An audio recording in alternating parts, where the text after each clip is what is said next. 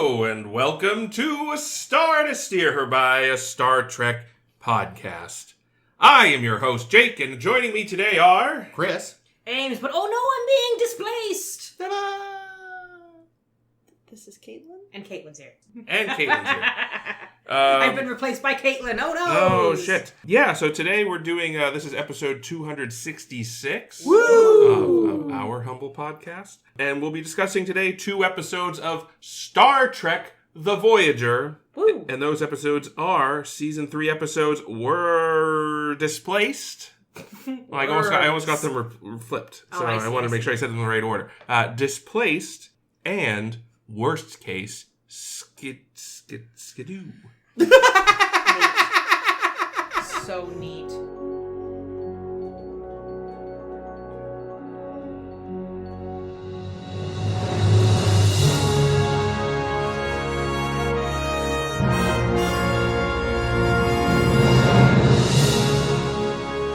Anywho, in Displaced, let's see how we're doing. Well, B'Elanna and Tom are having sex in the holodeck. Nice. And it goes wrong because, B'Elanna wanted to do knife play and Tom wasn't into it, or vice versa. I think he put it in her butt by mistake. Yeah, anyway. I think that's what actually happened. So they're walking around with their sexy batleth, and they just come across some random dude in the hallway. Is that the plural of batleth? What? Batleth. Is batleth the plural of batleth? It's actually Bat's left. Ah, it's like attorneys general. Yes. Exactly. Sorry, I didn't mean to interrupt you, but I had to ask. They run into a stranger in the hallway. They run into a stranger in the hallway, and he's got a goofy hat, and they're like, "Who the fuck are you?" And he's like, Where do I get that hat? Oh God, I was just wandering around. They take this guy to the sick bay, and he's like, "Yeah, I don't know where this guy came from." Janeway's like, "I don't know where this guy came from." And then I already don't like him. And then they realize, they're like, "Where the fuck's Kes?" And Doc's like, "She didn't show up for work today." Typical Cass. Typical Seriously. Kes, sleeping in. So they ask the computer, and the computer's like, "Kes ain't here." And they're like, "What?" So then they gradually realize that, they flipped places, but it's some mystery. I don't know how to pronounce a mystery. A mystery. It's a mystery. But then it turns out like every 10 minutes or so, somebody else vanishes and is replaced by one of these aliens. And this keeps happening, and nobody can figure it out. So the crew is gradually dwindling on the ship. Meanwhile, they're building up this population of aliens. As you do.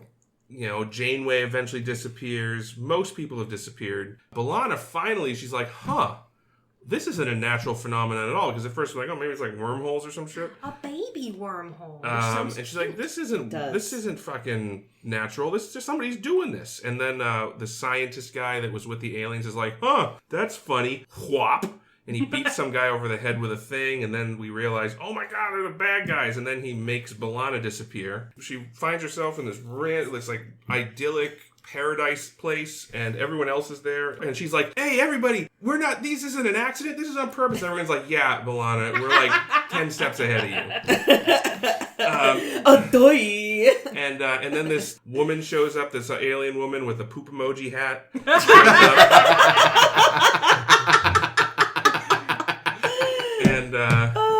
And she's like, welcome to your new home, everybody. And yeah, it turns out that these aliens have been swapping everybody out for themselves, and that's basically how they do an invasion. They pick somebody they want to invade, and instead of going to war, they just one by one swap all their people out for their people and put everybody in this holographic prison. So a dude shows up, can't remember his name, but he's like some alien dude, kind of looked and acted like Neelix a little bit. Shows up. Very friendly, yeah. Yeah, and we didn't really see Neelix and him in the same room together. So. Oh my god, was it Ethan Phillips? No, it wasn't. Oh, wow. I was like, holy shit, cool. Yeah, you're right. He's very first episode Neelix. Yeah, but he's just like some other dude, and he's like, oh, hey, neighbors. Howdily diddly do.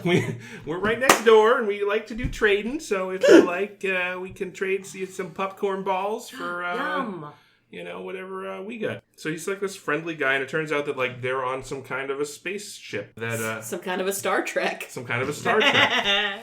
And they get and they've been with all these other species, and they're all in their own individual cages, menageries. But then, of course, they pick the wrong people to fuck with because humans, they don't like to be in cages. We learned that in the very first Star Trek episode. That's right. Called The Cage. So Janeway's like, all right, let's figure this out. So they turn the Doctor into a tricorder and use his eyes to find an exit. and then they bust out. And he seemed offended, but I would think that would be like the most erotic moment of his life, you know? We'll get to that. Okay. And then Wow. Tuvok makes some lightsabers with lightsaber toys with Chakotay. And Chakotay throws major shade by being like, bitch, didn't know you could think this far outside the box. Yeah. So they have these little improvised phaser things, and they manage to pretty easily take over the ship and figure out how to use the alien computer to beam the aliens into like this frozen wasteland. And they're like, and Janeway shows up. She's like, "Hey, I'm just gonna leave you here. I bet the Breen live there. We're gonna That changes everything. freeze your stupid hats off." And they're like, "Fine, we surrender. We'll give you your goddamn ship back, but please let us go to a warmer place because this sucks." And she's like, "All right, but we're also going to free all your other prisoners, too." And yeah, that's what happens. Everyone's cool. And back to normal. I'm glad you commented on that, because, like, the first thing I said when they showed up was like, wow, that is a terrible hat. Which is brilliant, really, because I feel like as the audience, I was at first also like, well, yeah, of course this isn't on purpose. No one that dresses that stupid could be that oh, it was all part of their plan. Mm-hmm. Look like morons, so no one... It's the old Pakled gambit. Except via sartorial choices instead of... Yeah. Upsetting characteristics. Yes. Exactly. Thank you. Yeah, and that's why they probably sent Damar, named Damar for reasons. The first Nerian whom we see, and he's just an older man, looks already like I should definitely not be here wherever he goes. See, sending him first was perfect, because he already just kind of looks like, you know, there's just He's a little bit of dementia. Lost on the happening way or to the something. grocery store. Exactly. And again, that fucking hat. Ugh. That is some bad hat, I mean, Harry. honestly, the queen of bad hats, though, was the poop emoji lady. Yeah. Because it was straight up the poop emoji. Dude, now I'm bummed I didn't notice it. I didn't even, make any note of like, this poop hat. Find a picture of this lady and, like, look at her hat, because it's got, like, tears. It's perfect. See, I somehow... I noticed she had a dumb wedding hat. cake of poop. But I did not notice hers had a terribly unique shape. I wish I had. Did it also smile? Did it have, like, one of those little poop smiles on its It had face? Patrick Stewart's voice. Interesting. Oh, God. I mean, I know Patrick Stewart got to get paid, but why? Why, my dude? Does he? I think he's doing fine. That's just what we say whenever, English actors make stupid choices. It's just like the English will do whatever for a payday. That's all. Yeah, they do not care, and I appreciate that, to be honest. Michael Caine didn't get his Oscar because he was filming Jaws 4 or whatever the fuck. Got money. Got paid. Yeah. Well, someone actually said that to him. It's like, you know, because, I mean, obviously he got it, but he didn't get to get it in person. Like, so Michael, have you actually seen Jaws 4? He goes, no, but I have seen the house it bought. It's lovely. There you go. That's my spot-on Michael Caine impression. It's actually pretty good, though, in all honesty. Yeah. I thought this was an interesting episode. I was I liked the entertained scheme. throughout. Yeah. Same. My favorite parts, though, are when Chakotay is attempting to sabotage the ship, and it's so not going well, and it's fucking hilarious. But, you know, he's trying, and, Okay, or, what's that band from Whip It? Devo? Devo? It's kind of a Devo hat, but... Oh, the hat. Poop colored. Jake found a picture to show us. But, you know, I think, Caitlin, you pointed out, though, it was one of the first times, like, oh yeah, I guess he was a Maquis, wasn't he? Yay. Like, he's not going great, but he has the ideas. Yeah, and he talks to Tuvok later about, you know, how now we have to live here in... I don't know why the people decide that you're going to live in a wilderness instead of, like, making them a house or, he an knows apartment that, building. Listen, he knows... they know Chakotay can make a tub. It'll be fine. There you go. He starts with a tub, and, like, actually, we were talking about Gillian's on the way over. He starts with a tub, and, like, within a few weeks, he has built you a mansion out of, you know, bamboo Tubs. and leaves. Yes, it's tubs all the way down. And tubs. I mean, it's a very weird Sims house.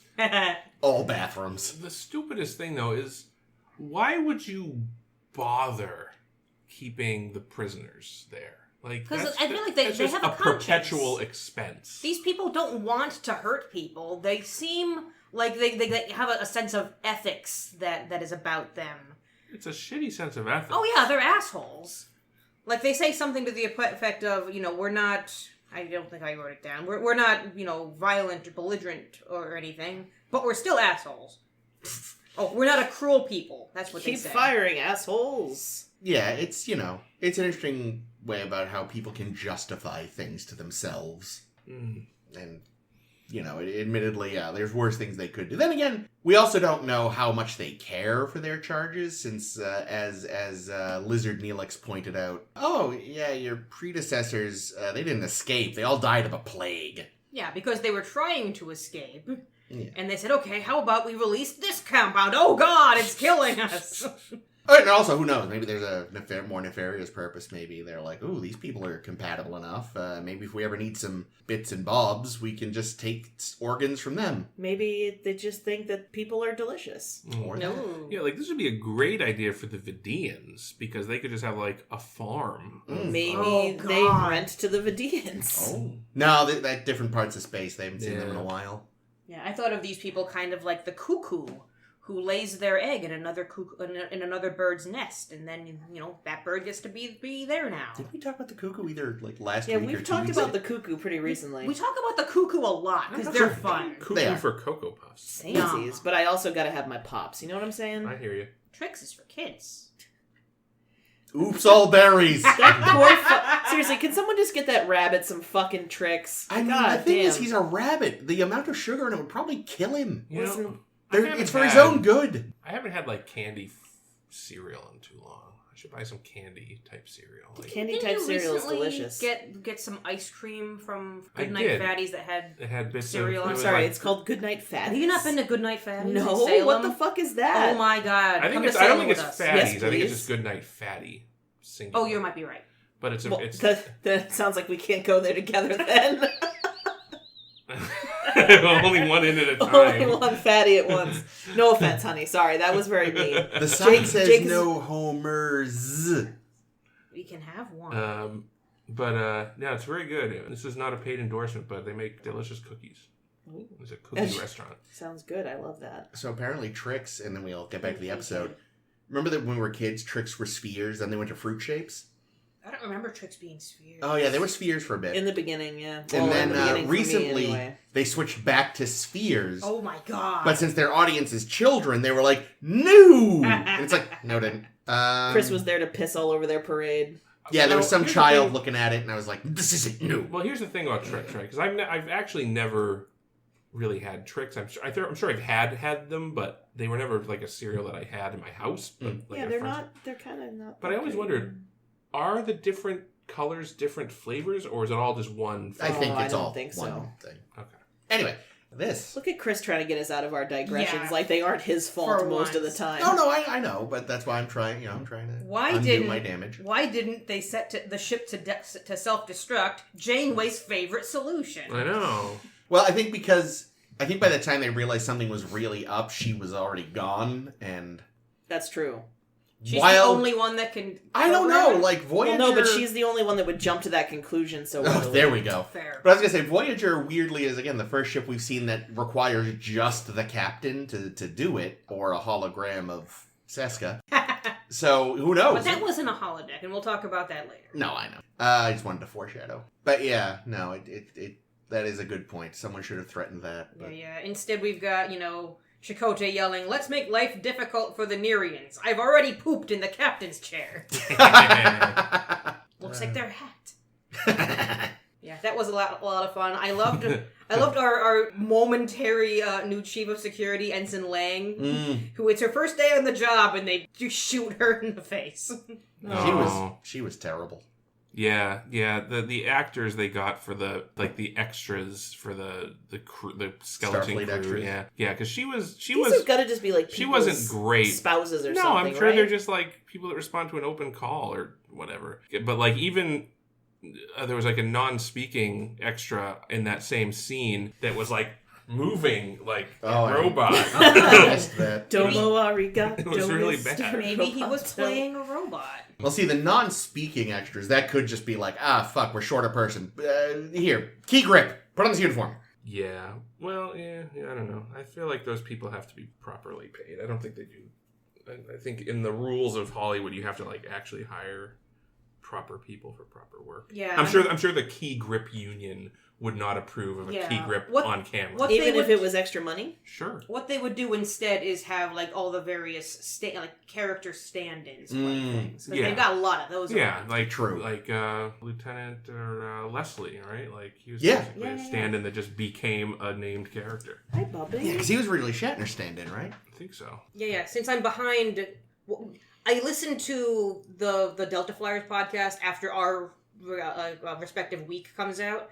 So I didn't realize at the time of recording, but I can mention now that remember when Darkling EMH was wandering around being threatening, and he was threatening a woman in the elevator. It was weird. Yeah. That was Janeway's character stand-in. Oh, neat. I was kind of expecting to have a moment in this episode then where they would transfer everybody off the ship, and then they'd all turn around, and then the aliens would realize, you captured their stunt doubles! You know what Chakotay should have done is, when he was taking the doctor out of the computer, he should have just replaced him with a swarm of bees! What? I mean, they couldn't go into sickbay. They'd be locked out of sickbay because there'd be a swarm of fucking bees in there.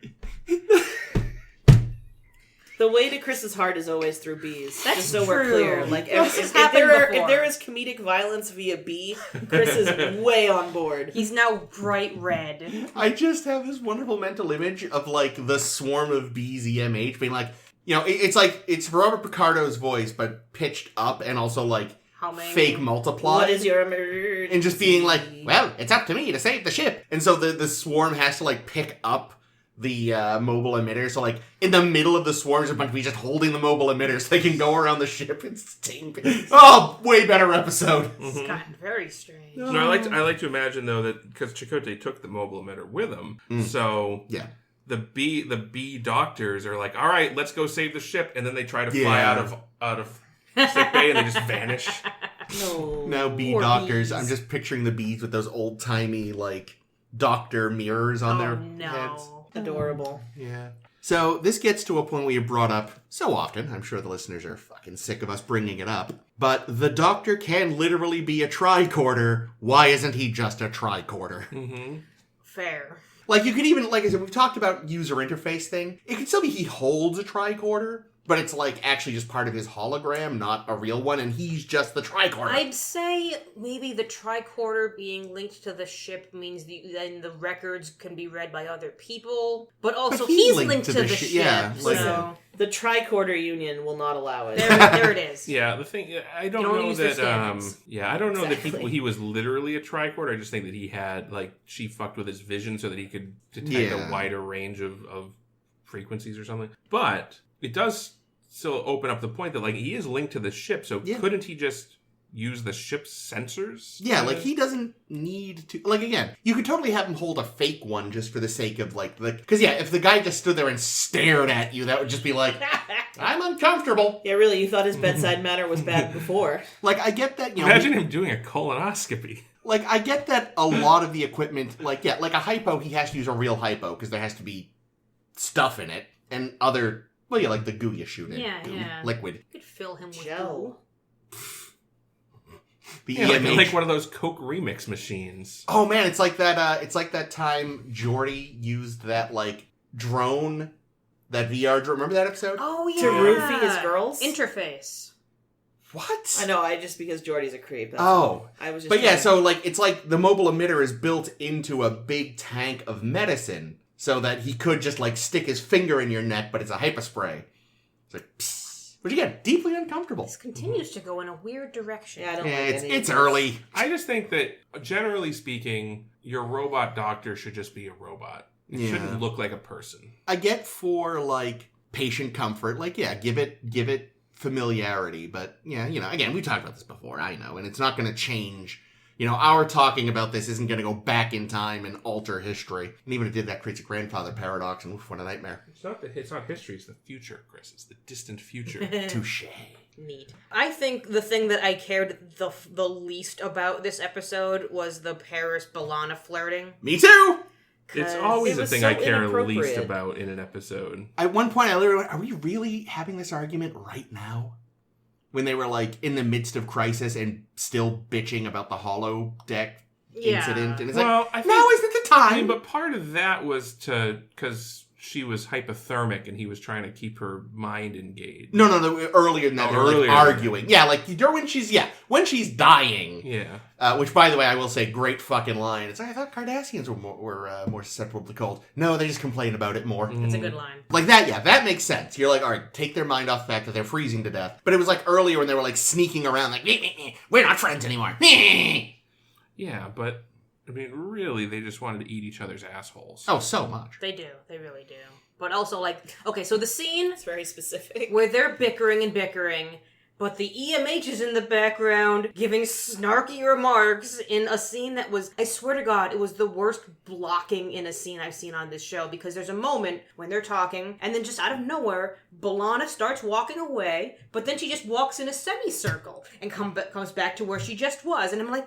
Why? Yeah, it's like community theater blocking. Did this? Yeah. Here's the thing. A scene of them arguing while the EMH is like totally not reading the room and doing that as a scene at a better time would have been amusing if only because the EMH being like oblivious and snarky. Amazing. But it was like, now is not the time for this scene dramatically. Yeah, I can't think of an instance where it would be amazing, because it would just continue to seem out of place, and it would make me think, Tom, B'Elanna, just walk away from him. Yeah. Don't just mute him. Go somewhere else and be alone to have this conversation. Yeah, but like, if it had just been like part of a cold open or something, or just part of an episode that overall was more lighthearted or something, like, but to have in the midst of this, I'm just like, guys, come on. No. Why? There's a game that I used to play called Dragon Age, and maybe I've brought it up here before. But there was this... I was romancing a character, and Alistair specifically, and there's a scene where he, like, gives you a rose, and I think it's triggered by, like, your romance level getting to a certain place, and it has to happen, like, when you're not in camp, it has to happen somewhere else. So what happened was the game stopped me in the middle of a fucking battle, so there's literally, like, orcs or whatever running around. I don't know what the fuck there is in that game, I don't remember. But there's baddies running around, and he's like, I got this rose because it reminded me of your fragility and beauty, while there's, like, just shit happening. And of course they can't be attacking us while this has happened, but I was like, Alistair, this is really sweet, but not really the time. And that's what I was thinking of as I watched this. Yeah. Attempted. A weird B plot for this episode, I think. Very much so. Yeah. Like, I get that they're trying to build their rapport, because the two of them are cute and all that. But yeah, you build it in a way that isn't fucking obnoxious. No. Also, They enter the cold universe for a while. None of the sets looked very cold. They just looked like sets. Yeah. When their breath came out, it was just breath. It wasn't puffs of smoke, puffs of condensating vapor and shit. Yeah. And I was like, they don't look cold. They're not acting cold. Like, they should be, like, huddling into themselves. Like, I know, Chris, you've acted cold for a show before when you were being Robert Scott, freezing to death in Antarctica. I was going to say, you kind of cold on stage. I watched it. Sulu did a much better cold in what was that, the Enemy Within? Yeah, they did not look cold. No. Janeway beams in and just stands there. It's I know you just got here, but it's still cold. It's still cold for you. Oh no, you don't understand. Her uniform is lined with tubes just full of piping hot coffee. And then she drinks it. Yeah, through a little straw. It's like that thing in Dune. Yeah, the still suit. Yeah. Exactly. But with coffee, and it's not. Actually, the woman's drank so much coffee, it probably just reclaimed. Like, she probably actually just sweats coffee at this point. Ew. But, that would be gross. That was, though, I mean, Jesus. But Janeway's like, so here's the deal. You either deal, or else you freeze to death. Your choice, asshole. Yep. What'd you say? I'm watching Caitlin over here, and she's like... I'm trying to take a selfie. And I'm like, what is going... Oh, she's taking a selfie. She's either having a seizure or taking a selfie. I'm not sure which. It'll go up on the behind-the-scenes Discord that we don't have. But yeah, no, that classic brutal Janeway, which I enjoy. Oh, yeah. Because, yeah, those aliens, they were like, because again, I'm a stupid American. I don't know Celsius. So they were like, it's like 45 or something. What's that, like 90? I looked it up. No, it's 114 Fahrenheit. It's hot. Like, those motherfuckers need it. And that was another thing because I remember, like, one of the things they did in First Contact when the Borg, before they realized the Borg were on board and they were fucking with the temperature. Borg on board. Yeah, the actors were like, they're making sure to make the actors look kind of schwitzy. And meanwhile, here it's 114 in sickbay, and everyone's just standing around like, this is fine. It's like, okay, the MH is fine, the alien dude is fine, the rest of you should at least be like, doing hand fans or something. Tuvok would be alright. Yeah, Tuvok, you're right. Tuvok would be fine. But everyone should be like, just go up to the actors, spritz a little water on them so they look schwitzy. Yeah. Unzip their collar a little more, all that. Yeah, like, they really were not paying any attention to temperature in this, aside from as lip service. Well, also, like, when the aliens were hanging out in the human habitat, they didn't seem to be uncomfortable. No, that's true. And it was bright. They also didn't like bright light. It was very bright and human temperatures. Like, at least have them wearing, like, goggles or sunglasses, something. yeah. Also, Ray-Bans. I love that they, like, chase them into this cold... Look, you motherfuckers apparently like it really warm, and you did not invent the winter coat. Like, what the fuck? Like, go get some coats, come back! Well, the thing is, like, what species did they invade to get the cold planet? Because if they were doing a swap with the cold planet people... Yeah, they wouldn't have lasted very fucking long. No, again, unless they brought coats, which... Yeah, maybe. They apparently don't have. We also never see the cold planet people. No. You think they'd notice people are charging around there like, they just turn a corner and there's like a fucking ambling snowman. Like fucking Frosty top hat. Mugatu or something. Yeah. Oh my god, yes. Something I did appreciate was, so Janeway and whoever was hanging out with Janeway, I've already forgotten. They're going through the ship, being like, okay, let's figure out where we're going. And they actually, It was Tuvok. Tuvok, thank you. And they shouldn't be able to read any alien ships. Well, they hand-waved that by saying, they have the Voyager database, so tap into the translation matrix. Yeah, and I liked that was included, because otherwise I would be sitting here crossing my arms being like, how did they read this? They can't read this. Yeah, I feel like that's something we've definitely come across before, where like just all alien displays are... Okay, to be fair, I didn't mention the other week before our recent 10 forward in Distant Origin that the Saurian species just brings up a thing and they can read Voyager. And I say, that's human English. Yep. Well, true. But here's the thing. That notwithstanding, but on the alien ship in this episode, it's because every culture has their own version of Joni Ive. And they just design everything to be, perfectly ergonomic and perfectly intuitive. What's a Joni Ive? Yeah, he's the Apple product designer that designed the iPod. Shit like that. The reason we live in a very boring looking cyberpunk dystopia is his fault. Yeah, that's Joni Ive. It's the whole super simple design, one button. Yeah, I actually don't think he works at Apple anymore. No, but he was there during the early days of the current. He designed the first iPods and iPhones and all that. It's the kind of thing where anyone from any culture could figure out how to work this thing. Yeah, exactly. The idea is that you don't need the keyboard. You don't need to be told, or you don't need any... that whole design philosophy was using a computer is hard, because in the 90s you needed to be trained to know how to use a computer. You needed to type code just to log in. Yeah, well, maybe not that far. No, that's right, to open DOS. Well, that was early 90s. Yeah, but I mean, even just Windows, it's not super intuitive. The start button was a revolution. Yeah, it's true.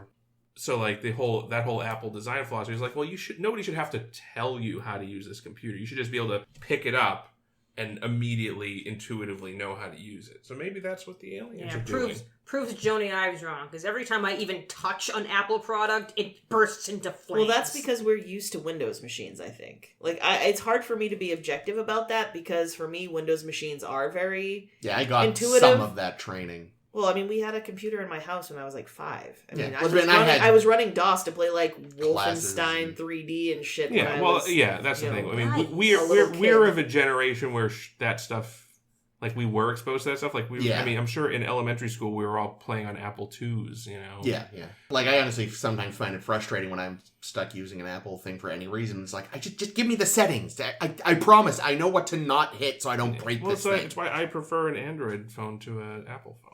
Yeah. So we're brought to you by Android Phone and Good Night Fatty. But I think little kids and old people are better with Apple products. Yeah. And actually, to your point, I was thinking, again, times where like they were just able to intuit stuff. I mean, as far back as Star Trek 3, when all the displays on the Bird of Prey are in Klingon, and Scotty's just like, this. He just somehow, just the shape of the keyboard or whatever lets him figure out which one is like the main thruster array or some such. Mm-hmm. It's like, what? Was it the red button? It's a Klingon ship. They're all the red button. Oh, fair enough, yeah. That's why they're so angry all the time. That's right. Yeah. So I think that's a new headcanon, that the reason why everyone can use everybody else's technology is because it's just designed to be intuitive to humanoids. Like, I bet you Borg technology would be hard to use. No, in theory, like, that one should be the most universal because it's a mishmash of so many different cultures. It's just turned into like something anyone gives. Oh, that's right, man. I don't know why Borgs would even need a interface. Like, couldn't That's true. Don't they just jack in? Yeah, they just jack in, jack off, and jack away. Maybe all the interfaces are what's the word? Vestigial from earlier days of the collective. Like, they never got rid of them, but they don't actually use them anymore. It's like the appendix in the human body. Yeah, there you go. They're there to just explode and cause trouble when it's dramatically appropriate. Or the leg bones in whales. Yes. Yeah. Speaking of leg bones, so Tuvok gets to he must have gotten to the new habitat pretty early because he vanished pretty early in the people that were captive. Yeah. But he's scoped out like miles of this area by the time we catch up with him. He says, "Oh yes, I've run a whole marathon around this place to figure out where everything is." You know what it is? He found a really tall-ass tree and climbed it. What I don't get, though, is, like, they find the door, and it's right next to where he started. Yeah. It's like it's 20 feet from where they did the turned him into a tricorder thing. Yeah, it was like if that had been the first place the image had looked instead of, 3 hours later. Yeah, like, they would have been out of here a lot sooner. That's what it is, though. You wouldn't think they'd put the door right fucking there. Yeah. Well, I don't know. The other door was right there, That's so maybe that's the front. Well, seems like, yeah. No, it makes sense if the what are they called? Nereians. If the Nereians need to enter for any reason because someone's on fire or something, you'd want to enter right at their main area. Now, I do find it. No. Bees? Is it bees again, Chris? No, it's fire this time. Because I'm thinking not of an actual fire, but a Sims style. Yep. Batman, bees, fire. The Sims. Like, things we just bring up a lot. So, the Voyager has been cut off from the Federation for many years at this point, and, presumably for many years to come. How did Federation get a copy of the logs of this mission so that they could get the bright fucking idea to do the exact same thing to the Baku? I thought of insurrection right away. Pretty good. Or is that just like coincidental convergence that the same villainous idea occurred to a Admiral Daughtry? It's like Miri Planet. It's parallel development. People who want to pretend they're still the good guy while being the bad guy are going to have similar ideas. Yeah. Like and I guess every villain in Captain Planet. And I guess that also explains why they didn't just kill people in this episode. Same reason that they went through the trouble of building the Hollow ship in Insurrection. Yeah, they wanted to feel like they were still moral when they really weren't. Yeah, but, F. Murray had other ideas. Yeah, and also those are our parents. We don't we as much as we want to kill our parents. That's then we have to go to therapy about it. I'm pretty sure F. Murray would have been. Cool he with was. Killing. Yeah, no, he was probably. That was just to placate the rest of his crew. F. Murray was definitely just like, can't we just explode them? Starfleet, you have your General Order 24. Can't we have one of those? Anyway, anything else on Displaced? I'm gonna say no. Well, but wait, one more great note I made when Chakotay and Tuvok are talking about how this reminds them of the Starfleet survival program. We drink so much piss. A lot of urine. Just like Waterworld. Yeah, and then Tuvok's like, well, on Vulcan, we drink more piss. Yeah, typical Tuvok. Seriously. I had to drink piss for 4 weeks straight. And I was only like a kid because... And it wasn't even my piss. That's how we do on Vulcan. It wasn't even my piss. No. Actually, if you're going to drink piss, they say it's actually better to drink someone else's piss because there may be nutrients left behind from their piss that their body didn't. It's true. That's actually a fact. Oh, it's so weird that someone's had to discover this. Yeah, if you're going to drink piss, probably drink Bear Grylls. That's your tip of the day, kids. If you're going to drink piss, make sure it's someone else's piss. This just sounds like something that the kink community's invented to get more people into water sports. Blah. They don't need excuse. Anyway. That's true. They don't. Speaking of things... Dirty sons of bitches. That Voyager shouldn't have or whatever, Janeway had a first contact phaser rifle at one point in... Worst case, Schenectady. Schenectady. I keep seeing the word written down, and I know it's scenario, but because it starts SC, my brain. Brain. So in worst case, fuck it. B'Elanna is walking down the hall of the Voyager, and she gets approached by her old buddy Chakotay. And did you watch this episode, Jake? Yeah. Okay. And he's like, Jake's doing a bit, and I don't know why. It's not a bit. It is early. And he's like, hey, buddy, how's it going? And she's like, it's all right. He's like, yeah, that Tuvok's a real tool, huh? And she's like, more like Toolvok, am I right? Oh, fuck. And she's like, yeah. And he's like, yeah, so how about a mutiny? And she's like, sure, bro. So, yeah, it turns out Chakotay's planning a mutiny. And, who knew he had it in him? So he's like, I was going to say, which, once again, more McKee than we ever see him McKeeing before. So he's like, when I give the signal, we do the mutiny. And then he yells, signal! And then he literally, like, all hands, let's do this! My safe word is safe word. It's a good one. You can't mistake that for anything else. So they do this little mutiny. They shoot Janeway and Tom are off the ship conveniently, and Tuvok gets shot, and Harry Kim gets shot, and we've got a mutiny on our hands. And it was quick and mostly painless, except for they specifically set the phasers to pain mode when they shot Harry.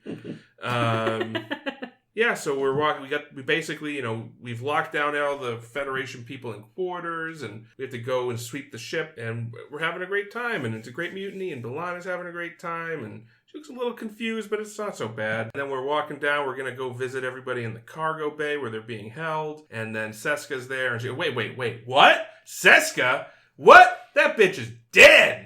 And then Tom walks in, but wait a minute, he was off the fucking ship. What's going on? The fucking continuity on this show is garbage. And one of Chapel's sleeves is red. Yeah. Yeah, so turns out that they're on the holodeck. B'Elanna's on the holodeck, and Tom's on the holodeck. Everybody else is a hologram. And Tom's like, what the fuck are you doing? I thought you were going to be in here jerking off, but instead you're just playing with your hologram action figures. And B'Elanna's like, this is fucking awesome, dude. It's a fucking video game I found in the computer when I was looking for new porn, and I decided to play it. And it's really fun. And there's like a mutiny, and you get to play as a security officer, and you get to choose sides. It's fucking cool. And it does sound like an awesome video game, which I wish they made. Yeah. And Tom's like, cool, can I try? So he plays the game, but of course he fucks it up. He goes good. He chooses light side mode. I like that. It's a Renegade. What's the other one in Mass Effect? There you go, Paragon. Yeah, and then he does the old double cross, and it's fun. And then it turns out that like everybody's playing. Neelix is playing it. Harry's been playing it. Everyone on the ship's playing it. Eventually, Janeway's like, so I hear there's this cool new video game about a mutiny, and everyone's like, oh shit, we're getting to get in trouble. And she's like, that sounds fucking cool. I want in on that. But first we got to figure out who wrote it, and because they really tried to hide their identity, and so find out who wrote it, and we won't punish them. And well, yeah, because she wants to know how it fucking ends, like everyone else. That's the other thing is like the program doesn't have an ending. Like it just stops at a certain point, and so everyone's pissed off. They want it to be finished. So Tuvok's like, you know what? You don't worry about it. Guess what? I'm fucking mystery author. I did that shit. A lot of emotions in this game. So they're like, what? You're the fucking author? That's awesome. Can you please finish? And he's like, no, it was meant as a tactical simulation because I was worried that there might be a mutiny, so I wanted to like train the security staff on how to handle a mutiny, and I decided to like put way too much work into it for that. But eventually I was just like, there's not gonna be a mutiny. Fuck it. So they're like, yeah, but it's actually a lot of fun, so can you please finish it anyway? And he's like, no. And then Janeway's like, dude, fucking chill. Finish the fucking game. And he's like, God damn it. Fine, we'll release it as DLC. So it's like, I'm going to hand it off to somebody else. So Tom Paris like, yeah, I'll finish it. And then he like starts goofing it and making all sorts of crazy shit. And Tuvok comes in and is like, dude, you don't know how to write for shit. The thing is, he's not wrong. And so Tuvok's like, fine, I'll finish it with you. I'll help you out. So they go, they try to finish it together. And as soon as Tuvok opens up the file in edit mode, it just starts playing randomly. And they're in the brig for some reason. And Seska shows up and she's like, hey, so I found out about your little game that you were playing, Tuvok. And, so and this is the real Seska speaking. So like, I fucked with it and made it into this fucking horror show that I'm about to put you through. And I'm going to kill you because I don't like you. So yeah, I fucked with your little video game, Tuvok, and now you're going to die. And he's like, fuck.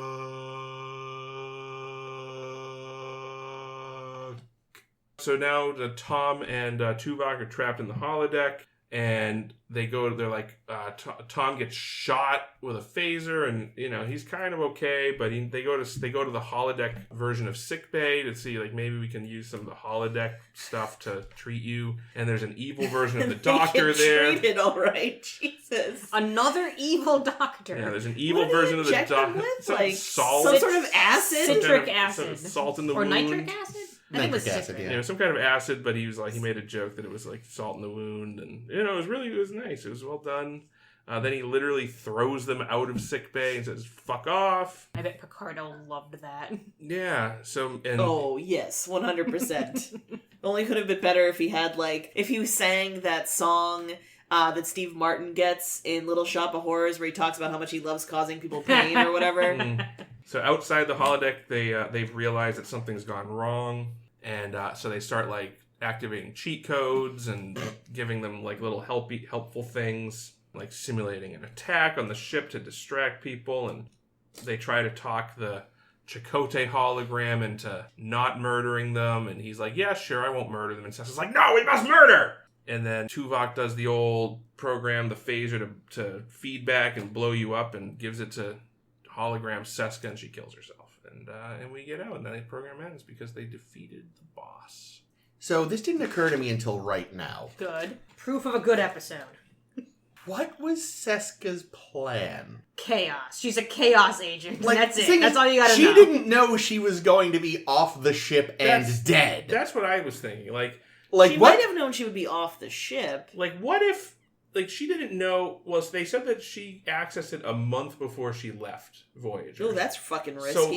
So what if Tuvok had opened the file before she left? Maybe she was planning some kind of saving the day. Maybe she had the kill switch, the safe word for the program. But the program had already told Tuvok what was going on. Or maybe she put something in there so that she had to activate it, or if she knew she was leaving the ship. Maybe she activated it on her way out as maybe last goodbye. In a way, it is very Cardassian of her, this whole long-term hidden in a computer scheme. Oh, yeah. But on the other hand, it's a little Romulan, because I feel like she thought through all the potential angles. It's a little Romulan in that it was such a fucking delayed thing. That's Cardassians have done that too. It's true. A Cardassian would have thought through more angles, it seems like, than she did. Though, even Ducat got caught up by his own security program that time. Yeah, that's true. Yeah, it is very much attention Bajoran workers. Yeah, no, I liked it. I liked all the little touches that they did to remind you, even subtly, even before we meet Seska, I think Chakotay radios Jonas. He does, yeah. And I was like, oh, that's... So, if you were paying attention, you'd have already realized that, oh, okay, something's not right here. Yeah, it is a different actor doing the Jonas line, which is kind of strange, but whatever. I guess they didn't want to pay that actor again. But also, because I knew there was going to be a thing afoot, you notice, Janeway's got her hair in the bun again, is the first thing I think you see that's wait a minute, she doesn't do that with her hair anymore. She did that in seasons 1 and 2. Well, one of the first signs something is weird is that B'Elanna's wearing a pip, not a Maquis bar. Well, she was a character in the show, though. She was a character. That was her character. That wasn't her. If you were the audience, that's you would be like, oh yeah, you'd be like, Lana's wearing the wrong uniform. Yeah, it's like, why is she wearing it? Oh, that's it's like, a good point. Did the costumers fuck up? That's a good point. But yeah, it there's wouldn't that. be the first time the costumers fucked up. No, exactly. So at first you might just be like, wow, that's a big one though. Didn't Pat point that out immediately? He was like, she's got an instant pip or something, and I was like, see, I wasn't even looking. I vaguely remembered what was going on with this episode, so I didn't say it out loud, so I didn't want to give it away. Okay, but like as soon as Chakotay was like, want to do a mutiny, I was like, this isn't real. There's no way this is real. Well, like, yes, what's happening? But then you want to know like why isn't this? How are they going to show that this isn't real? Why isn't this real? Yeah, like is it a flashback to like something that actually did happen? Yeah, I thought maybe it was like a dream sequence for a minute. Like B'Elanna was having that's her idea of like sexy Klingon dreams. Mutineering. Is it alien influence trying to fuck with them? But yeah, it does build like, there's like Janeway's hair. There's getting used to your duties as first officer. It's like we're in season 3. What? Yeah, right. And yeah, Jonas. This is Janeway's first trip off the ship. What? No, it's not. Yeah. Though to be fair, her first trip off the ship probably was like 3 seconds after he became first officer because Star Trek makes sense once again. There was even more continuity in that no matter what was going to happen, they were going to make sure Harry had a bad day. Yeah. True. Writing a holo novel must be an enormous pain in the ass because you're essentially always having to write a choose-your-own-adventure. Yeah. But you have to be able to anticipate. Like, you must have to give it, like, here's basically, like, all the threads that I kind of want to have happen, but I also have to program personalities so that if the audience not only doesn't choose the real option or the elephant option and just comes up with their own, the program can adapt. Yeah. Like, it must be nightmarish. But they wouldn't have to do all that work because they would have access to the psychological profiles and all the other shit. Tuvok would definitely have that. So he could very easily populate his characters with like how they would actually respond. Well, that's what I mean. But what I'm talking about is like, say you're writing a completely original one with an original based one, on like you just have to you have to write a story, but also write characters so that the computer can extrapolate. Like it must be. Well, I noticed that when when it ends the first time and Tom's like, no, let's keep going. The computer's like, there is no more narrative parameters. So so it's not like, so it definitely seems that way, that you're inputting like the bounds. Like these are the key things that need to happen in the scenario. Yeah. And then the computer fills it in. Yeah, it does its best to keep you as close to the core path. It's kind of like Curb Your Enthusiasm. There's no script, but there's, here's what we need to get to. But I think it was interesting how, like Neelix is a turncoat in the simulation, and then Neelix later says, I would never act that way. And it's true, but because at the time that Tuvok was working on this, he didn't really know Neelix yet. Yeah. So now he would probably just make him like a mustache-twirling villain because he hates him so much. No, what he would do is he would have, he would have Neelix just killed early on. It's like, they weren't killing anyone. It was an accident. He, slipped trying to stop one of the mutineers and hit his head. He wasn't even there. He died of a completely unrelated accident in the kitchen. And I never had to hear him say Mr. Vulcan again. He died eating his own food. He got scared and shit himself. To death. No. Poor Neelix. Yeah. He did have Chakotay's number pretty early on, though. It's like, on the one hand, I could see him having a mutiny. On the other hand, I could see him being really friendly about it. Yeah. On the other hand, I could definitely see him being Seska's little bitch. Oh, yeah. There was one thing I did quite like, was at, towards the end when they're mocking Holo Seska. And it's like, saw this, a complete fiction. Like a Chakotay that's into you. What?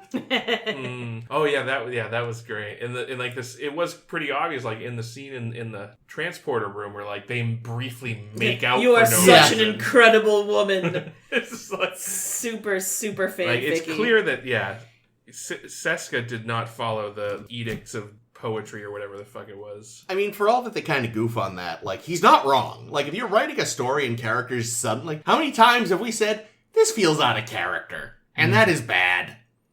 Yeah, because you really notice when characters are behaving weird. Yeah, I mean...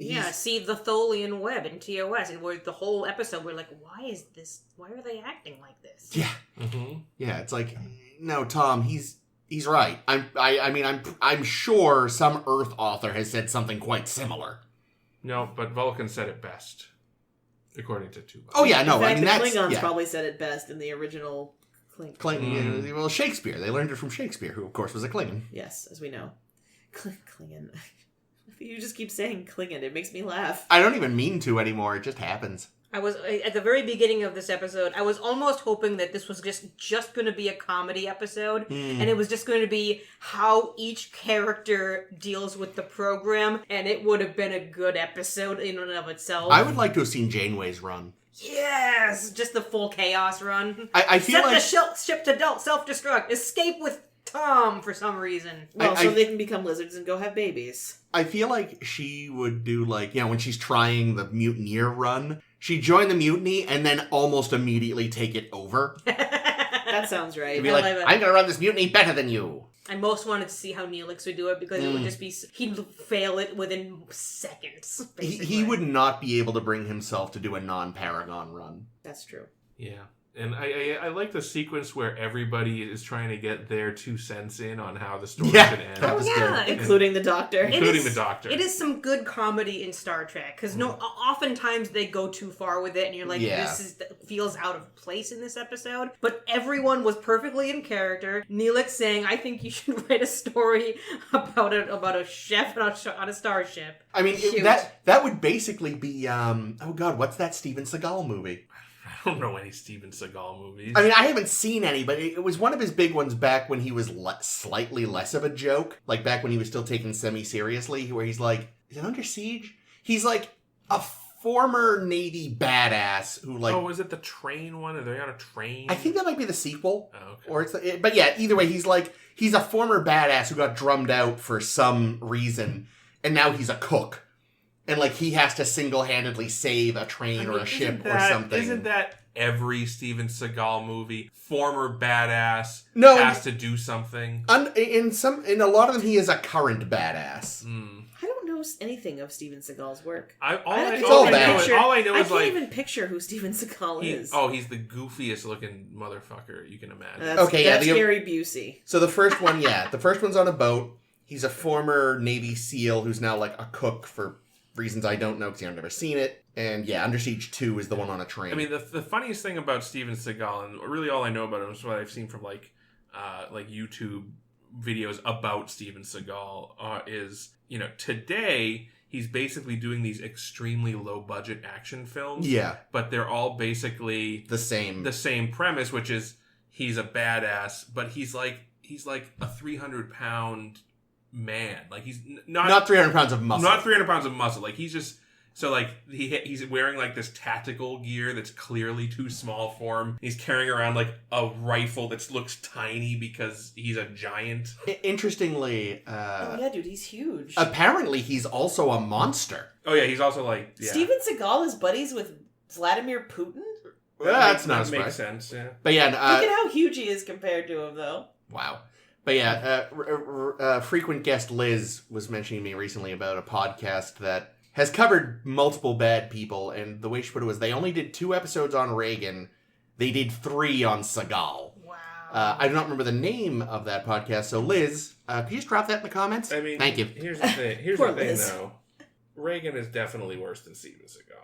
Oh, yeah. But unquestionably. But they just had more material for Seagal, apparently. I don't know. Seagal is friends with Vladimir Putin. Yeah, but Reagan is Reagan. Yeah, you're right. Yeah, Reagan's as close to literal evil incarnate as you can get. Also, just the number of times you can see maybe Kissinger's worse. I don't know. It's a tight one. He was pretty bad, but he also probably kept Nixon from going full Nixon. Yeah, that's. See, I Kissinger was never in charge. Not having heard whatever podcast you're talking about, I can imagine it also being the evils they're talking about with Reagan would be the concise evils. Yeah. But whenever, I feel digging into someone like Steven Seagal, they'd be they would just go down a tangent and be this came up, so we're going to talk for half an hour about it. What kind of podcast would go on tangents? I'll say this. I don't know about actual evil shit that Steven Seagal's done, but I probably wouldn't want to listen to this podcast because I kind of like thinking of him as this like goofy joke. Yeah, that's fair. That's fair. Sorry, how did we get on this? Oh, because I compared Neelix to Under Siege. There you go. My fault. Again. Usually is. But Batman. I was just going to say, anything about Batman today? But yeah, I would love to have seen the EMH try it. I feel like he would definitely try, like, both and go from there. Yeah, but here's the thing. Also, like, EMH, not great at like, holodeck shit. True. You know, when he did his family, didn't do a great job. But see, he didn't so write upsetting. this. I know. But that's why I'm glad that whatever ideas he had for Tuvok, probably best that they were left on the cutting room. B'Elanna could have probably written some good shit because she came up with the more realistic family scenario. True. What was with their little mutineer outfits? I wrote down that they looked like the kind of costumes that you would put on a Fraggle. I mean, those are... Oh, they did look They like did, Fraggles! kind of. But I feel like those were kind of close to the Maquis Yeah, outfits. it's just supposed to be civilian clothes. Yeah. And That's civilian clothes? Star but Trek civilian clothes are almost always terrible. everything clashes with everything else Yes. that they wear. Yes, it does. Well, it was the 90s. True. It was kind of the season of clashing But yeah, everything I mean, you just wear. think, like, any time 90s Trek tried to do civilian clothes was a fucking nightmare. Well, because like they were trying to extrapolate what clothing would look like. But they were basing it on the 90s, Yeah, which exactly. was possibly the most aesthetically bankrupt decade of the 20th century. Yeah. And I know the 70s and 80s existed. So I feel like the Maquis outfits are like what they thought of as the natural evolution of grunge style. Yeah. You know, like, they probably won't have, plaid shirts, but they'll have stupid burlap vests. Yeah. I didn't like the pattern, but I did like Chakotay's shirt. Because it was like, I don't know, it was semi-casual, but had this like little collar thing around the back that I kind of liked. And Did we ever? I wish we have if we hadn't, but I wanted to see what Neelix's version of Maquis attire would have been. Probably exactly they just let him keep Yeah. wearing his sofa jacket. True. the worst. I wonder if so Neelix obviously turns coat. I wonder what if Kess in the scenario chooses to turn coat as well. 'Cause No. we see her. we don't see that far. We don't see that far, but we do see her in the crowd in the shuttle bay or in the cargo bay. So it's possible because at that point Neelix and Kess would have still been together. I could see her maybe not necessarily turning so much as just being like, they're still going to need medical assistance. I have to keep helping the doctor. But not necessarily being into it in a big way, Yeah. But also maybe not actively trying to foil them because she wouldn't know how. I wonder if when they were making like these 2 episodes, if Jennifer Lean was already kind of half out the door, because they really she is seen in the background in Displaced, and she has one line I think in this show, and then is seen in the background a couple times. Mm-hmm. We recently got a big one with her in Before and After. Yeah, but since then she really hasn't done much. Yeah, but that's just how it is with them sometimes. I mean, Yeah, it's true. someone just doesn't do much for several episodes because the writers just didn't know what to do with them, so they didn't do anything. Yeah. Also, I feel like Voyager might have the most what you would consider main characters of any show. That's true. There are a lot of them. There are a lot of characters because I know on something like Deep Space Nine, a lot of the they have a lot of often recurring characters, but they're not there every episode. Right, and when they were sort of shoehorned in, it was always obvious. It was like, oh, well, there's Cisco with the one requisite line that he has in his writer. You know what I mean? So it almost feels more organic, and they're not always there. Fair. Yeah, we'll have to see. Well, have to save the rest of the season, but there's only 1 episode left. Yeah. Very cool. Yeah, the last thing I wanted to bring up about, actually it ties into both these episodes, is I was getting a lot of Hunger Games vibes in that, in Displaced, it was like, they've put these people into an environment that they can control and program to be a certain way, and that kind of felt like, I don't know why I got Hunger Games vibe out of that. But in this one, it's the same thing. Where it's like they're in an environment that is being controlled, and it just reminded me of the moments in Hunger Games where they're like, "Let's install angry bees just for Chris." Yay! Or let's install, an attack happens because they just decide there's not enough stuff going on. The bee power is the best power in BioShock. Anywho, yeah, so I think, both of these I think we had a good week. It was definitely a good week. Yeah, definitely a fun week. I think it was extra fun just seeing Seska appear for no reason. It was very much like how, hey, let's bring back Denise Crosby because we like having her around. Let's bring back Martha Hackett for fun. If only they could have gotten Hogan back. Hogan! Yeah, what was stopping him? No. Dang. Back in England or something? Is he English? I'm pretty sure. I feel like I looked him up and he was a secret English. Or was that Jonas? Secret English. No, I think Jonas turned out to be in Mass Effect. I think Hogan's a secret English. Oh, so you thought Jonas might be Canadian or something, right? Yeah, because the character he played actually is... Yeah, it's funny because it's in Mass Effect, a game by a Canadian publisher with a lot of Canadian actors, and the one character who is very explicitly stated to be Canadian is voiced by a non-Canadian. It's like, really? Strange. It is strange. Yeah. Speaking of secret Canadians and secret Englishes, we have a secret Cardassian when we get Seska. Yeah. That's so fun. And I really loved that her level of scheming because it was very Cardassian and Maquis levels of scheming combined. And good on her, which means today we're going to wrap up our alien conversations that we've been having for a lot of this season with a Cardassian day. Woo. My favorite fucking day. Yeah, really, this must have been the hardest one for you yet, Ames. This was a tough one because I wanted to make sure, there are a lot of good contenders on the list. There are some very obvious answers. In fact, I'll just go first because my first answer is going to be the obvious answer. Because if I didn't say Dukat, then who the fuck would I even you'd be lying if you didn't. If I said Dukat and didn't say Dukat for the other two, I'd still be lying. But I'm going to do that anyway because I'm a filthy, filthy liar, like a Cardassian. But Dukat, number fucking one. Like, they treat that character like such a full villain, like a fully developed villain with, like, rationality, and you can see how his mind works, and he's got, like, a life. We can see how his mind works, and it makes us feel greasy and gross. and somehow we want to feel greasy and gross. Oh, yeah, no, he can get it. He wants to wash his clothes on that washboard nose. Ew. Wow. Oh, you're not wrong, but What would you call Cardassian teabagging? Anyway. Washboarding? Nope, we're not. We're not doing that. Too late, already did. Washboarding, it's in the books.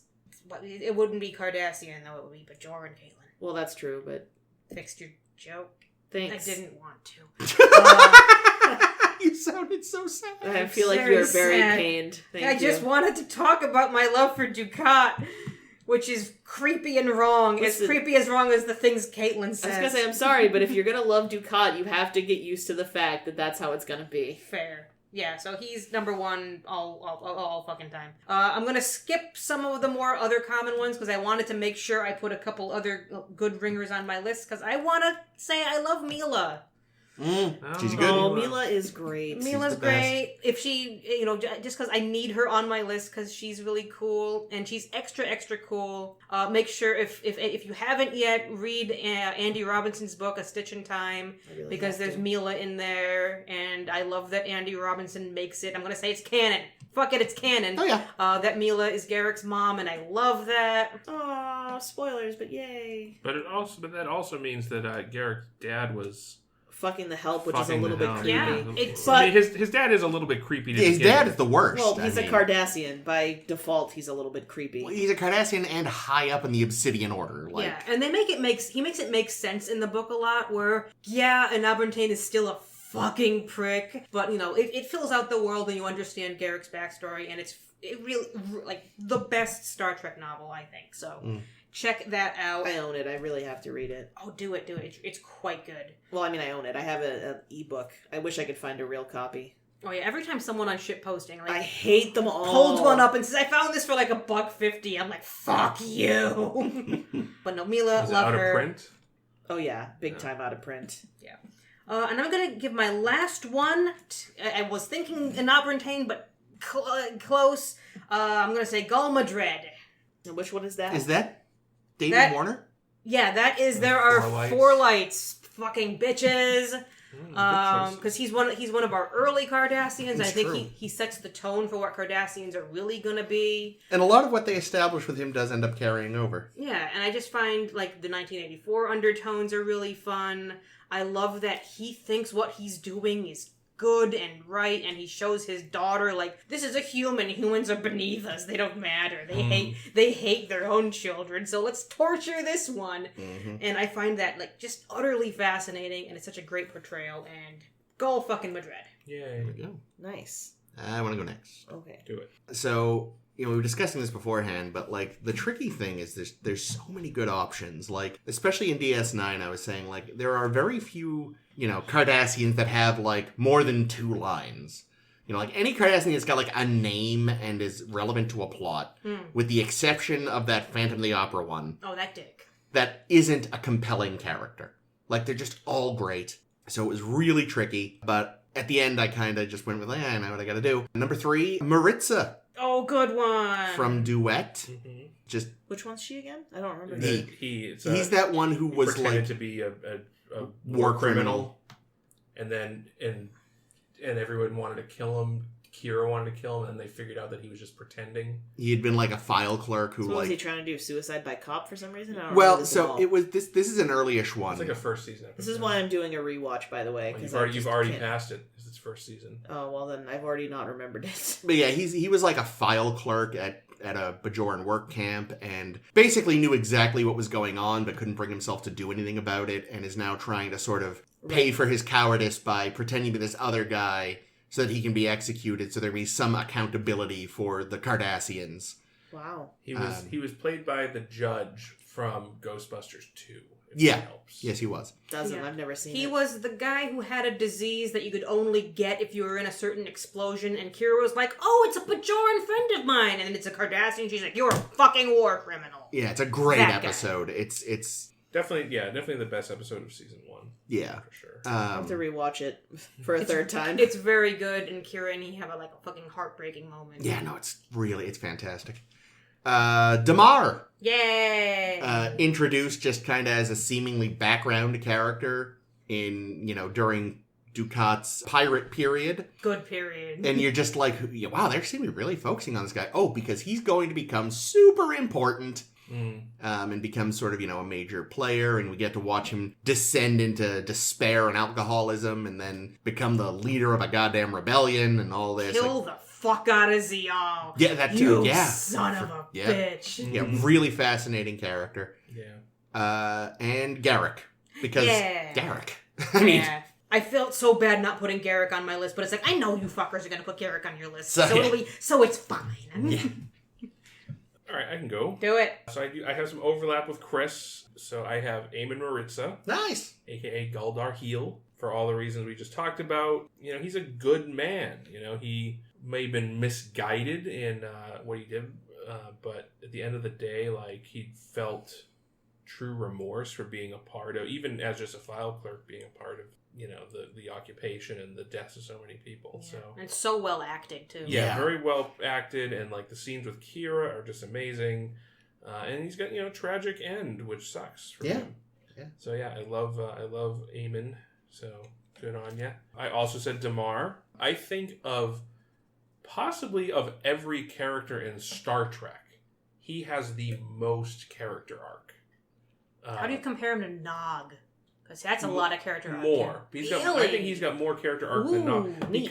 Because he starts out as kind of just a fucking goon, right? He's just one of Ducat's goons. He sinks to the depths of shit by killing Zial. Then he becomes the leader of the Dominion-occupied Cardassia. Mm-hmm. His whole alcoholism. He gets to chew the scenes with Weyoun. He gets to chew scenes with Weyoun. He's just a bastard. And then he makes that whole redemption by the end, and having to work with Kira as part of the rebellion. Basically becoming the thing that he hates, which is a Bajoran insurgent, and then becoming the fucking George Washington of the new Cardassia, or whatever, and sacrificing himself, and a noble sacrifice to take back the planet. Washington never would have done that. No, Washington was a little bitch. Everyone knows that. But he was 6'20" and weighed a fucking ton. He likes children, but not the British children. Yeah, exactly. And I heard that motherfucker had 30 goddamn dicks. Jake only recently showed me this video because I'd never seen it. Oh my god, it's so good. Fucking bizarre. Can we do a parody of that video, but about Damar? What's his? Do we have like a first or last name for him? No, actually, we could probably do it about Ducat too if we wanted to, because he's similar. Well, no, Ducat, you got to do a parody of Du Hast. Ah. There you go. Oh my fucking god. Yeah, so I don't know. I don't know for sure that he has the best arc, but he does have a very good arc. Yeah, and I think there's debate, and you could say Nog might compete as well, but I think Damar ticks all the boxes. And then for my last one, perhaps the obvious choice, Kenny Gamore. Oh yay! I wanted him on my list too, but I couldn't fit in. Which one's that? He is Kira's dad. He's a good one. There you go. From second skin, where and like again, he's just another good guy. Yeah, where he gets caught up in this Obsidian Order plot that manipulates him into thinking that Kira is his daughter, who's dead. Obviously, gotta be dead. And like, because the episode's so well done because it pulls the wool over your eyes. You think, wow, Kira is the victim of this horrible plot, and then by the end you realize, no, Kira's a pawn. This guy's the victim. I love that episode. But not to downplay it. I mean, for her, it's going to be horrible, too. Oh, yeah, no, it sucks for her as well. But she's not even the target. She's not even the target, and it's just because she kind of looks like his daughter. Did you say this was a little like The Defector, where we realize, the guy that's defecting is the one that's getting fucked? Yeah. A lot. It's a lot. It's Damn it. very similar. And in the same way, he's just, at the end of the day, he's just a good man. And I liked that he and Kira kind of stayed in touch, and we see him again later, which is nice. Because I think, in a weird way, Kira, since, her father was, tortured and killed, I assume, right? Was he tortured and killed? Or I think he just died. Yeah, I think he died on a raid. Mixing her up with Ro. Ro's dad was tortured Ro's and killed. dad. In front of her. He died on a raid or something, I want to say. Okay. So, but either way, like, Kira's dad is dead. No, he died of, illness while she was on a raid. That's right. Oh, that's right. She left his side, and she always felt guilty about it. Which is why she stays by Kenny. Yeah. So yes. He dies. Yeah, another really good episode. Yeah. So, and he kind of becomes a surrogate father for her, which again is another one of those weird things where it's like a Cardassian, someone that Kira is predisposed to loathe, becomes like her surrogate father in a weird way. Yeah. Which is beautiful thing. Mm-hmm. Well, thanks for stealing my thunder, you son of a bitch. Kenny Gamore is the top of my list. Nice. Because I love Kenny Gamore. I love him too. For all the reasons Jake just said. And yeah, I just love the moments with him and Kira. And I love the scene when they part ways in Second Skin, when she's like, oh, here's like your wife's jewelry back or whatever. Oh, and he's like, nope, you should keep it because, I want you to have it. Yeah. And it's just so good. I love it. Good dad.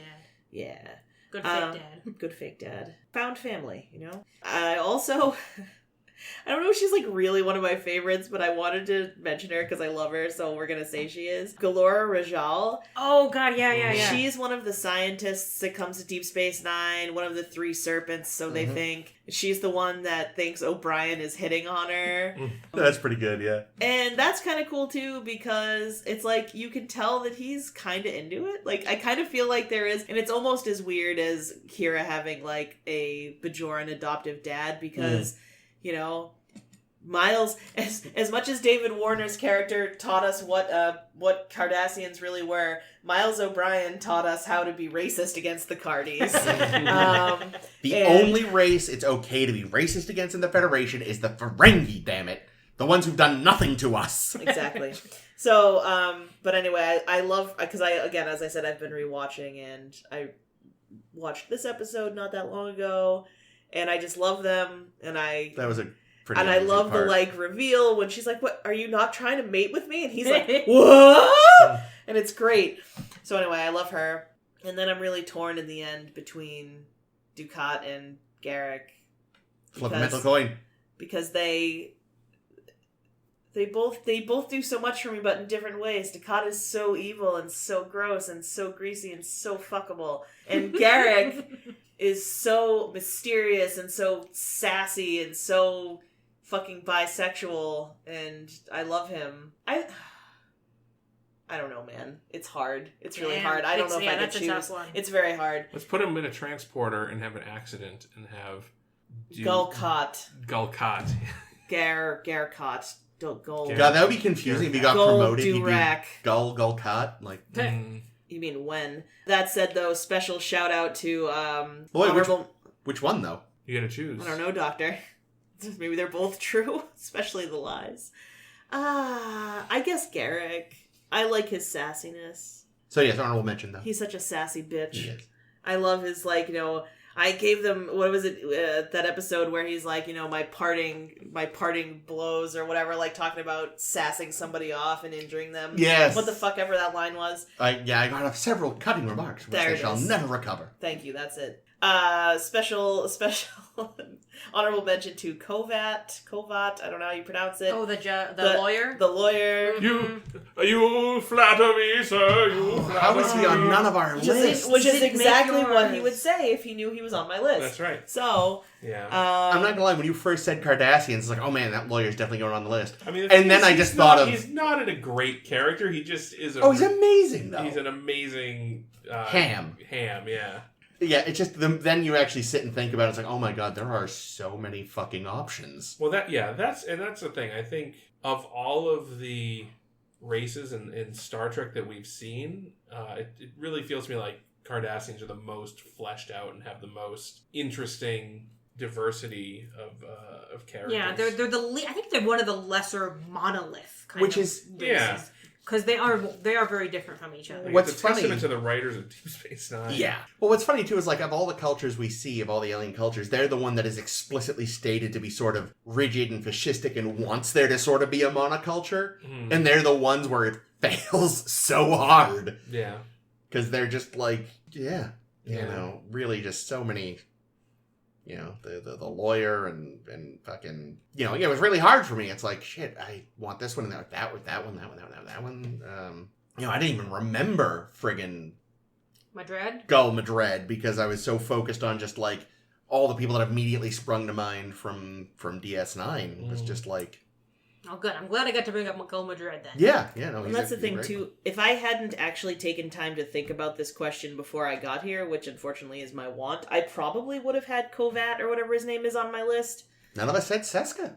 No, yeah, because she sucks. I don't like Seska. I don't like her. I don't even find her interesting. I find her pathetic. I find her an enjoyable villain. She's one of but I think she's very two-dimensional. True, you're right. You're right about that. Which is unfortunate, but it just shows again how lucky we were to have the writers of Deep Space Nine.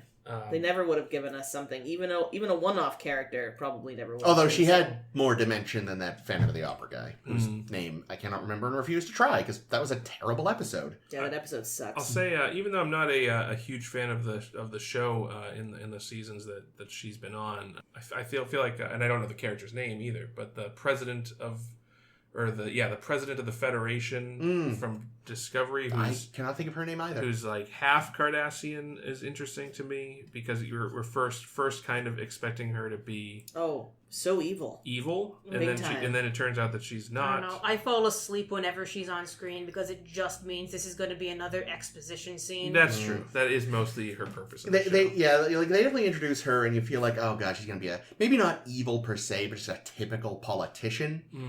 And then she has a little more. It was the same thing. I always kept waiting for Dadmiral to go evil, just because I'm used to Federation. Admiral Vance? Thank you, Vance. No, never. Well, because I'm just used to it. It's like it's a Federation Admiral. Oh, this is gonna. Nope. So far, so good. But here's the thing: who's better coiffed, Dadmiral Vance? Oh fuck! Don't. Or Pike? Fuck. Pike. I don't know. Not by much, but Pike's is starting to get a little too tall. It was really it's tall absurdly in this tall. recent. I'm expecting the end of season twist like, to be a full pompadour, a beehive. No. The twist is going to be that it's an alien that's attached itself to his head and has been growing the whole season. It's a tribble. I mean, I honestly am kind of wondering if they started to just. We're going to find out eventually the, hair guy is going to we just started doing it as a gag. We made his hair, a half-inch taller every episode until people noticed. Well, people have definitely noticed, so I think tone it it's down. absurd, honestly. There was an article, I forget who it was, I just saw the headline, but it was the unexpected star of Strange New World is called Pike's Peak. Oh, God. Somebody recolored a Johnny Bravo to be Captain Pike. Wow. Oh, Wow. Looks just like him. Picture a Cardassian with that hair. It's not going to work because they don't have enough forehead hair, but... Listen, I love it because he basically has my haircut, and that makes me feel pretty. Fair. You should always feel pretty. Well, thank you. Yeah, but that was good Cardassian talk. We are now out of races that I want to talk about because we're going to meet a new race next week. Ooh. But we don't have a Blocktivity to go with it because it's the final week of the third season. Woo! So we're going to be doing our Crazy. season 3 wrap next week, covering episodes Scorpion Part 1, the finale of season 3, and then, in typical fashion, Scorpion Part 2, the premiere of season 4. That's going to be a damn good week. I foresee a lot of fun stuff happening in this episode. I foresee a lot of bad CG. Oh no! So look forward to that next week. As usual, the blogtivity that we just covered today is going to be up on our Tumblr. Make sure you're following along there. See all the great Cardassian screen grabs I get. I'm going to put Dukat on everyone's list, even though they didn't say him. Very Dukat I was going to say, a betrayal worthy of Dukat himself. Good Cardassian scheming right there. But check out everything over on our Tumblr, SSHB Podcast. It's a good time. Catch us next week for those new episodes. You can friend us on the Facebook. You can friend us on the Twitter. We're over there. Social media is hopefully dying. That would be so nice. And then just listen along with us. We're on SoundCloud. We're on all the other applications. It's a good day. This has been Ames. This has been Caitlin. This is Jake. This is always Chris. You flatter me, Chris. You flatter me. I don't think you've ever done that before, Ames. That was wonderful. Yeah, actually, I don't think you have. Good way to end it. Best day of all.